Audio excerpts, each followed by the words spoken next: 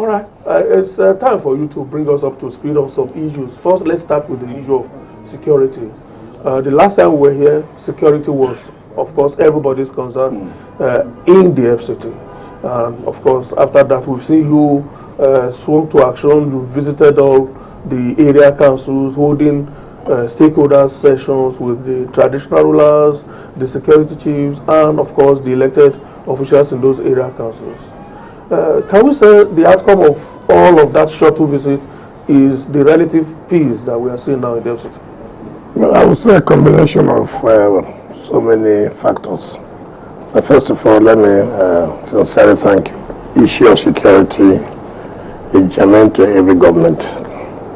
And you realize that one of the key priorities of the New Hope agenda is to tackle the issue of insecurity, which has been there before this administration came. So security is something that every government owes dearly, because a government that cannot protect its people has no business to be in power. Like you said, last time when we met, there are some issues that which some of you consider that, it's going out of hand, going out of context in Abuja.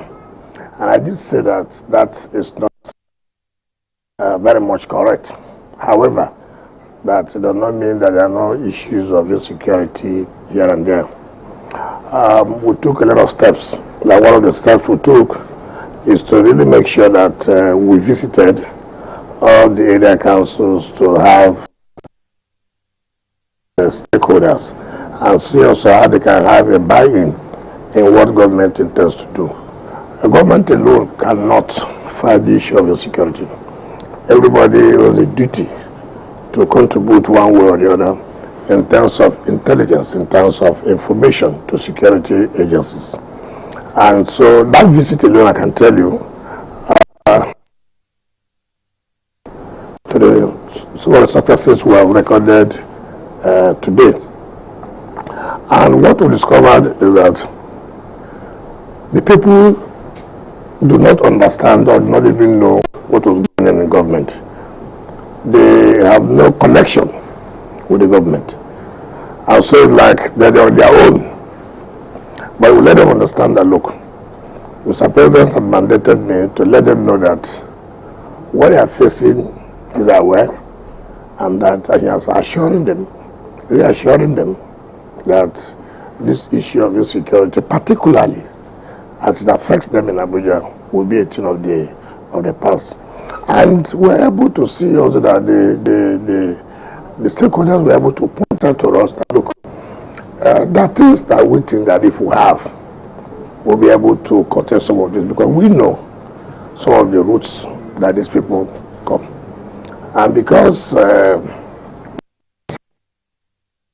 becomes difficult, it becomes easier for these criminals to hit and run, and then you do not have anything to go after them. When you talk about the roads not there so bad and some other things, and we did promise them, but what actually do you think that you really need now that will be able to also help to curtail some of this? And they identify some key routes that they believe that these bandits, these criminals have been using to terrorize them. And when I came back, I did brief Mr. President of what they are talking about. And he gave a directive immediately that, look, go in there, make sure that these jobs are done. As I speak to you, the routes that they have mentioned to us are ongoing now as I speak to you. And that's why I saw us flagging up most of these routes. And we consider those as emergency. Now, they have also identified other key routes they believe that if government takes action, that will also help them. And that was also taken into consideration by putting it to our 2024 budget, which is now before the National Assembly. I believe that today the House of Reps will have the second reading and then committee to the committee stage for further deliberation. And we also talked about intelligence. that they need to give out information. Information is key.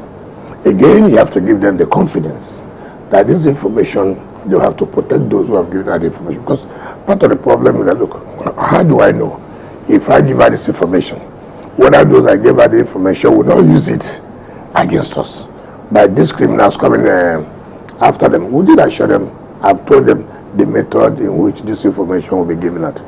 And that is not what I'm going to let the public know. And that has paid off.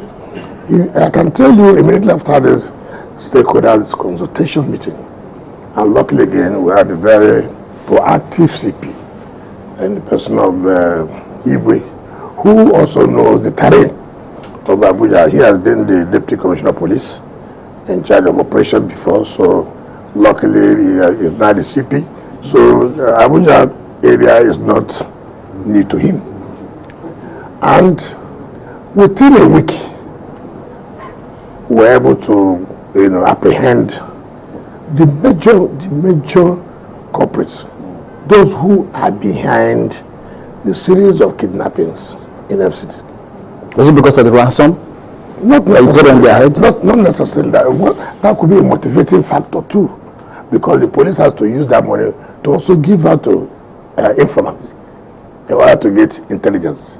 Remember, you can have all the weapons without intelligence. You have nothing to achieve. So intelligence is key first. Being able to have information. This is where these criminals are. This is where we think we can go and get them.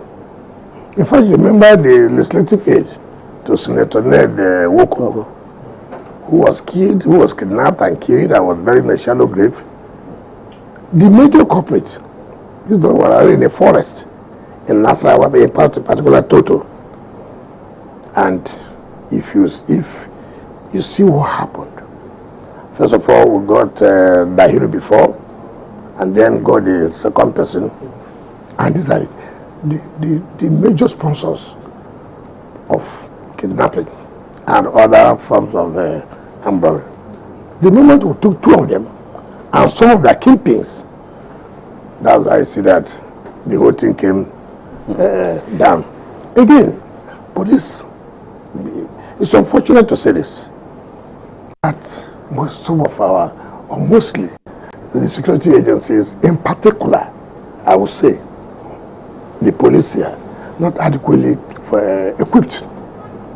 In fact, you can't believe it that the police command of the city do not even have ordinary tracking device. You can't believe that. Not only them, even the FCT command of the state, state services don't even have. So the only, and then the state of government, and the only one they have is at the headquarters.